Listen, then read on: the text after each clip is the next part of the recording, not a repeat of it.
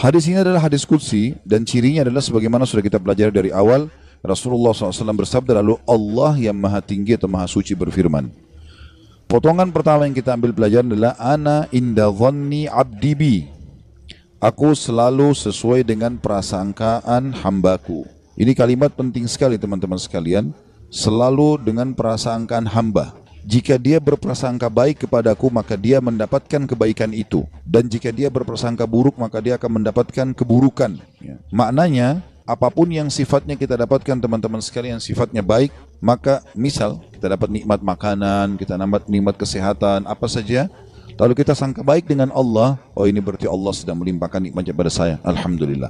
Itu sudah umum orang bisa lakukan. Tapi kalau dia dapat musibah, dia sakit, kehilangan harta, ditipu orang, gitu kan?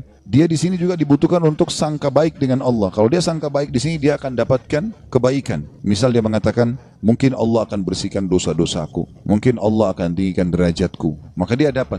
Tapi kalau dia sangka buruk, maka ini akan bermasalah buat dia. Kita akan sebutkan teman-teman sekalian hadis qudsi yang lain. Kalau teman-teman bisa tulis, ditulis hadis qudsi ini ya. Karena ini hadis qudsi mulia sekali ya. Kalau saya subhanallah selalu merasa gembira sekali dengan mendengarkan hadis qudsi ini ya. Dan hampir setiap hari hadis ini selalu saya ulang-ulangi teman-teman sekalian. Saya ulangi, saya baca lagi, saya renung lagi, dan seperti sebuah hiburan yang tidak akan pernah ada habisnya. Karena ini hadis qudsi, hadis sahih di mana Allah Subhanahu wa taala menyampaikan kepada kita berita gembira tentang orang-orang yang mau berprasangka baik dengan Allah. Allah berfirman, wahai anak Adam, artinya kita semua manusia dipanggil. Jangan pernah engkau takut kepada siapapun yang mempunyai kekuasaan, selama kekuasaanku ada. Dan ketahuilah, kekuasaanku tidak akan pernah punah selamanya. Wahai anak Adam, jangan pernah engkau takut dengan kesempitan rezeki, karena perbendaharaanku penuh. Dan perbendaharaanku tidak akan pernah punah selamanya. Wahai anak Adam, ini potongan yang ketiga dari hadis. Kalau tertinggal langkahin dulu, nanti kita kembali. Jadi Allah Subhanahu wa taala tidak mau kita capek ya. Di sini dikatakan Allah berfirman, hai anak Adam, aku ciptakan kamu untuk beribadah. Maka jangan engkau main-main. Aku menciptakan engkau untuk beribadah, maka jangan kamu main-main. Tadi potongan pertama, kalau ada yang tertinggal silakan. Wahai anak Adam, jangan engkau takut pada siapapun yang mempunyai kekuasaan selama kekuasaanku ada, dan kekuasaanku tidak akan pernah punah selamanya. Kemudian potongan kedua, wahai anak Adam, jangan pernah engkau takut dengan kesempitan rezeki, sedangkan perbendaharaanku penuh dan perbendaharaanku tidak akan pernah punah selamanya. Wahai anak Adam, aku ciptakan untuk beribadah, maka janganlah engkau main-main, dan aku tentukan rezekimu, maka tidak perlu kamu capek. Tentu anggota tubuh kita bergerak, hati kita bertawakal ya. Aku ciptakan engkau untuk beribadah, jangan engkau main-main, dan aku tentukan rezekimu, maka tidak perlu engkau capek. Demi kemuliaanku dan keagunganku, demi kemuliaan dan keagungan, jika engkau ridho terhadap pemberianku, maka aku akan tenangkan jiwa dan ragamu. Jika engkau ridho ya, terhadap pemberianku, maka aku akan tenangkan jiwa dan ragamu.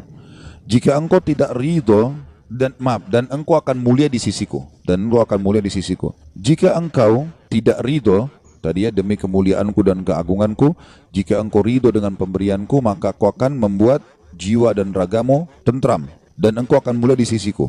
Tapi jika engkau tidak menerima pemberianku, maka aku akan membuatmu mengejar dunia. Nanti kita ulangi lagi ya. Dan jika engkau tidak menerima pemberianku, maka aku akan membuatmu mengejar dunia, seperti hewan buas yang sedang mengejar mangsanya di padang pasir. Kemudian tidak akan datang kepadamu kecuali yang sudah aku takdirkan. Jadi kalau kita ridho dengan apa yang Allah berikan, Allah akan buat jiwa kita dan raga kita tenang. Lalu kita mulia di sisi Allah. Tapi kalau kita tidak ridho terhadap apa yang Allah berikan, kenapa ya saya begini ekonomi saya, kenapa ya muka saya begini, kenapa ya badan saya begini, kita berkeluh kesah, maka Allah SWT mengatakan, aku akan membuatmu mengejar dunia seperti hewan buas yang sedang mengejar mangsanya di padang pasir.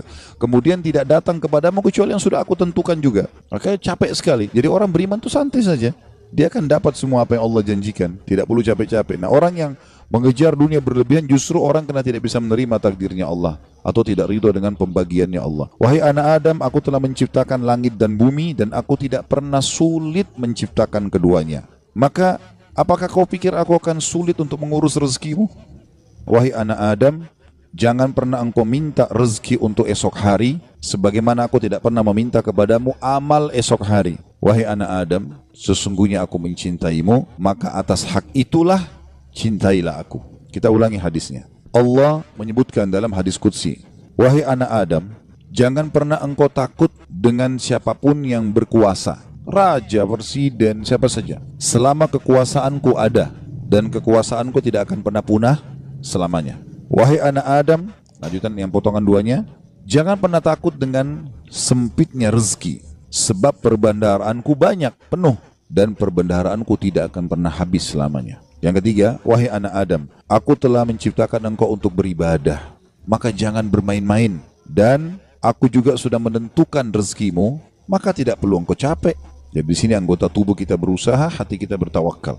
Demi kemuliaanku dan keagunganku, jika engkau ridho terhadap pemberianku, ridho dengan paras wajahnya, tubuhnya, pasangan hidupnya, anaknya, maka aku akan tenangkan jiwa dan ragamu, dan engkau akan mulia di sisiku. Dan jika engkau tidak ridho terhadap pemberianku, maka demi kemuliaanku dan keagunganku, aku akan bebankan kepadamu dunia, atau akan membuatmu mengejar dunia, sehingga engkau berlari-lari mengejarnya seperti hewan buas yang sedang mengejar mangsanya di padang pasir.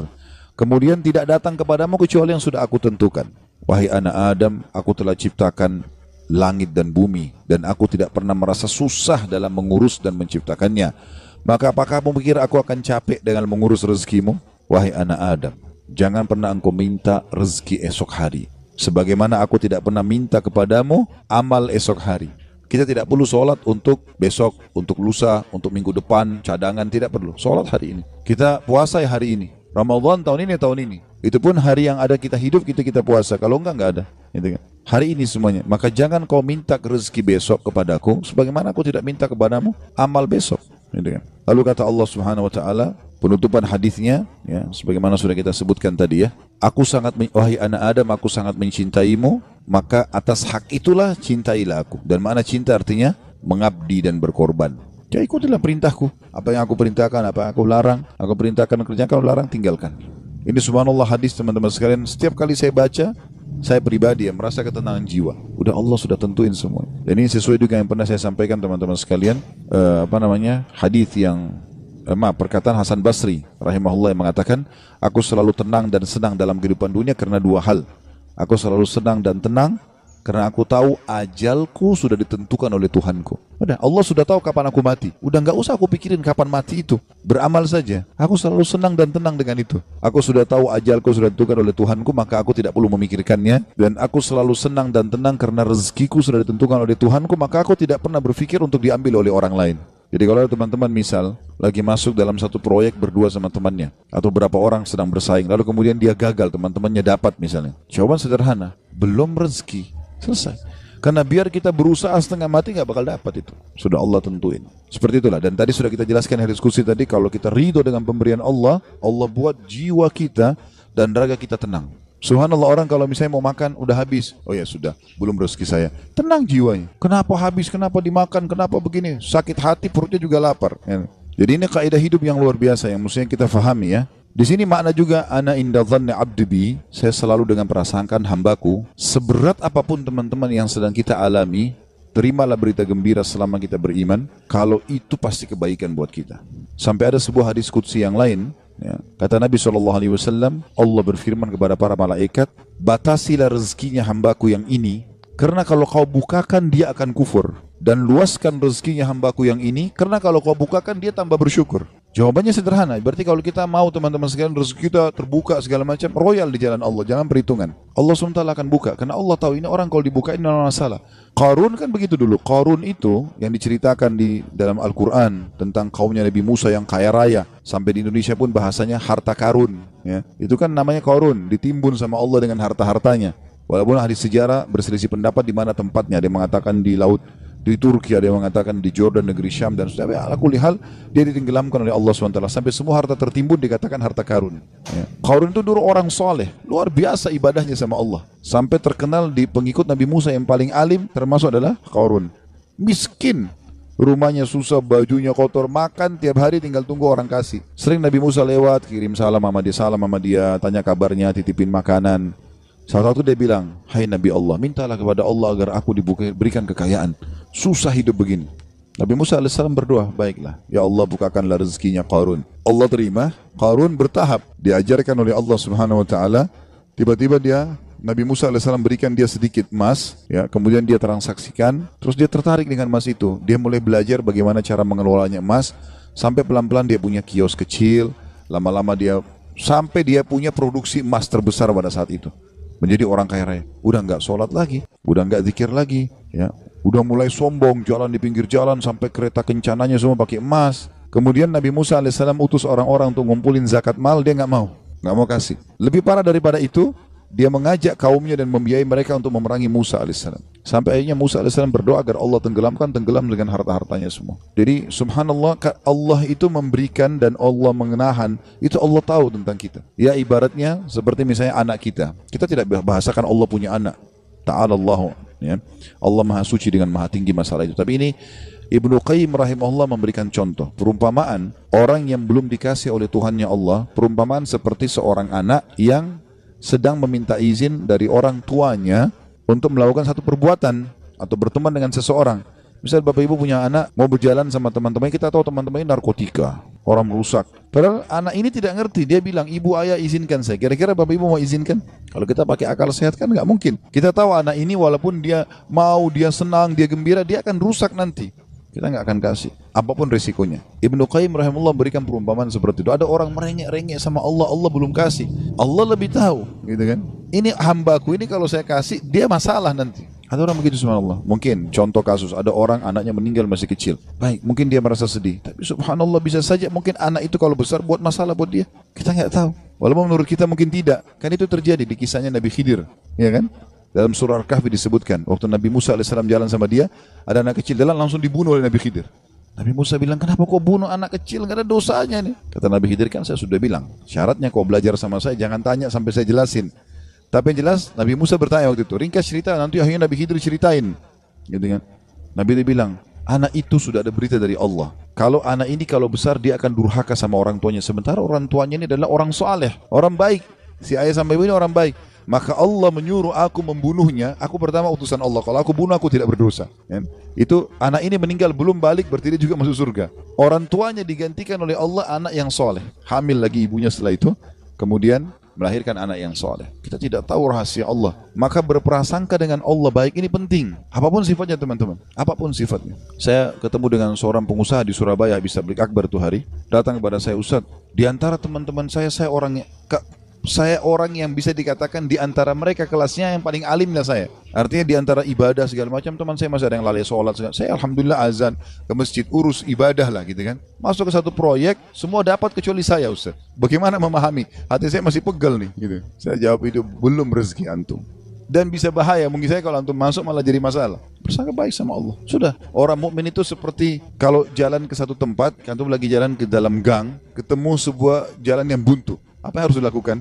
Nggak usah mikirin kenapa ini buntu. Belok kiri atau kanan, cari jalan keluar. Itu solusinya. Kan gitu. Kalau mentok selesai, langsung cari jalan keluar. Gitu ya. Sampai dalam masalah ibadah, kita bangun telat nih subuh. Udah nggak usah pikirin kenapa saya telat dulu. Uduk dulu, sholat dulu. Baru nanti hilangkan sebab-sebabnya. Besok jangan terulang. Gitu kan. Kalau nggak akan terbuang waktu. Akan hilang kesempatan-kesempatan. Dalam kaidah agama dikatakan, apa yang tidak bisa dijangkau semuanya, jangan hilang sebagiannya. Kalau kita nggak sempat sholat sunnahnya, minimal wajibnya jangan sampai kehilangan. Kita masuk ke masjid, banyak orang begitu. Kadang-kadang dia masuk masjid, sholat duhur misalnya, kayak kita sebentar mau duhur ya. Dia sholat misalnya, dia masuk masjid, dia lihat imam ini sudah bangun dari ruku, sami Allah liman hamidah. Nunggu kenapa dia mau tahu ini rakaat terakhir atau bukan? Kalau rakaat terakhir sudah ditunggu aja sampai salam, baru dia sholat sendiri. Keliru ini akhi. Tetap lebih utama sholat pertama. Kata para ulama, walaupun tahiyat terakhir di jamaah pertama lebih afdal daripada jamaah kedua walaupun dia di saf pertama. Walaupun itu sudah terakhir. Takbir duduk tahiyat sama mereka. Berapa banyak orang yang tidak paham masalah ini. Yang tidak bisa didapat semuanya, jangan kehilangan sebagiannya. Itu kaidah. Harusnya begitu. Apa saja teman-teman sekalian. Subhanallah, saya pernah punya teman orang Senegal dari Afrika dulu waktu masih di Madinah. Teman saya di sebelah duduk di sebelah saya. Dia mungkin telat masuk kuliah 3 bulan gara-gara pengurusan visanya berangkat gitu. Tapi subhanallah cum laude anak itu. Dia datang duduk di sebelah saya. Mulai masuk hari itu, saya kan nulis juga apa yang dosen bilang. Saya ikutin apa yang dosen bilang, saya tulisin. Anak ini begitu masuk sudah 3 bulan. Udah banyak lembaran pelajaran. yang ketinggalan. Mungkin ada 40-50 lembar tulisan yang sudah ketinggalan. Tapi dia mulai hari itu teman-teman sekalian dia langsung tulis. Mulai masuk hari pertama, dosen pertama, dan sampai masa ujian terus saja dia nulis. Saya sempat tanya dia waktu dia mulai nulis, "Akhi, bagaimana ente nulis, kan ada yang ketinggalan?" Dia bilang, "Gak apa-apa, saya tulis sekarang, nanti itu nyusul. Sekarang ini dulu saya tulis." Dan betul, ternyata setelah mendekat ujian, yang dia tulis berisi kurang lebih 70%, yang tertinggal 30%. 30% itu disusul sama dia, diambil tulisan teman-teman yang sudah ada baru disusulin. Jadi yang tidak bisa dijangkau semuanya, jangan kehilangan sebagiannya, kan gitu. Ada orang begitu, subhanallah, ya. Lewat waktu sholat duha sudah kepepet, sudahlah nggak apa-apa, nggak usah deh, besok aja. Jangan, sekarang, walaupun cuma 2 rakaat, nggak ada masalah. Jangan kehilangan semuanya. Maka itu kejelian dalam memahami itu, teman-teman.